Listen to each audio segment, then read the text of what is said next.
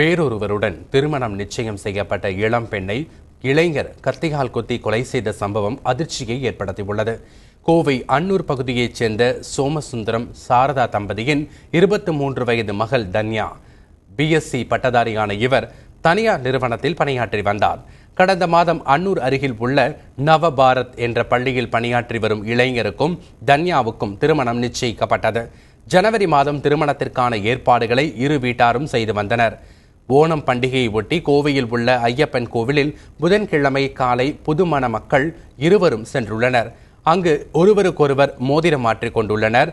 இந்த நிலையில் புதன்கிழமை மாலை தன்யா கத்தியால் குத்தப்பட்ட நிலையில் வீட்டில் கொலை செய்யப்பட்டு சடலமாக கிடந்தார். சம்பவம் குறித்து அறிந்த போலீசார் விரைந்து சென்று தன்யாவின் கொலைக்கான காரணம் குறித்து விசாரணை மேற்கொண்டுள்ளனர்.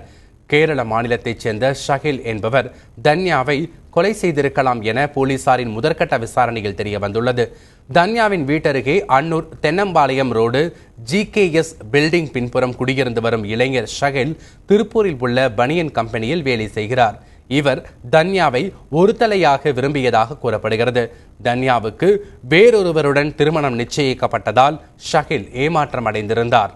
புதன்கிழமை காலை ஐயப்பன் கோவிலில் தன்யாவும் அவருக்கு திருமணம் நிச்சயிக்கப்பட்டவரும் மோதிரம் மாற்றிக்கொண்டதை இளைஞர் ஷகில் நேரில் பார்த்துள்ளார்.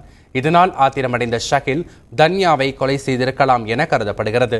தன்யா வீட்டின் பின்புறம் உள்ள காம்பவுண்ட் சுவரில் ஏறி குதித்து வீட்டுக்குள் நுழைந்த ஷகில் கத்தியால் குத்திவிட்டு தப்பியதற்கான தடயங்கள் இருப்பதாக தெரிகிறது.